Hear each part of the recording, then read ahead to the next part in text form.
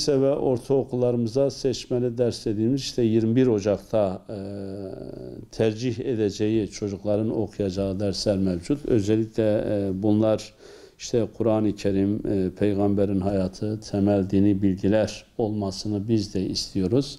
Niye bunu istiyoruz? Çünkü erdemli, ahlaklı birer fert hem topluma faydalı hem insanlığa faydalı olacak nesillerin yetişmesi gerekir. Tabii buradaki amaç hem çocuğun yeteneğine uygun olsun, hem duyarlılığını artırsın, hem de bu tür dersleri alarak toplumsal bilinci artırma, doğru olma, erdemli olma, yardımlaşmayı öğrenme açısından önemlidir. Biz de buradan işte çocukla beraber, tabii veli de biliyorsunuz bu konuda çocuğun varisi, velisi beraber karar vererek seçerlerse daha sağlıklı olur.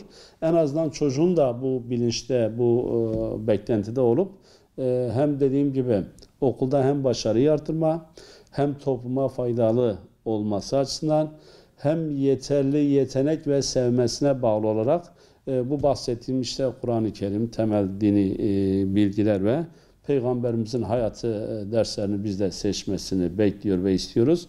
En azından toplumsal açıdan da faydalı olacak çalışmalardır bunlar.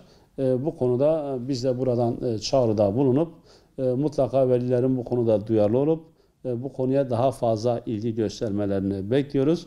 Çünkü bulunduğumuz ortamın şartları ve sorun, sıkıntılarını hepimiz biliyoruz.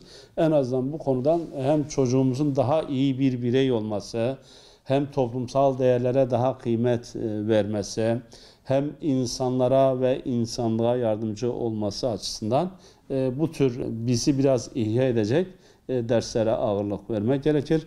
Bu konuda da çağrımız velilerin bu derslerle ilgili seçme hakkını mutlaka 21 Ocak'a kadar dilekçelerini doldurup okullarına vermelerini bekliyoruz. Ya ortaokul ya lisede bu tür seçmeler oluyor. Zaten müfredat öğrencinin yapısına uygun. Bu zaten önceden belirlenmiş, seçilmiş. Dolayısıyla aile de bu tür yöne hazırlık yaparken hem hayata hazırlama, hem işte daha sağlıklı, daha iyiye yönelik, gerçekten daha dürüstlüğe sevk edecek, doğru olacak, toplumda insanlığa faydası olacak. En azından bu konuda hem dinini öğrenme açısından hem insanlığa faydalı olması açısından, tabii bunu öğrenciyle de paylaşarak, yoksa ben yazdım hadi sen al değil, bu konuda o birlikteliği sağlayarak seçerlerse hem çocuk açısından daha sağlıklı olur, çocuk neyi öğreneceğini, neyi seçtiğini bilsin, hem de en azından toplumsal faydası olması açısından daha sağlıklı olur.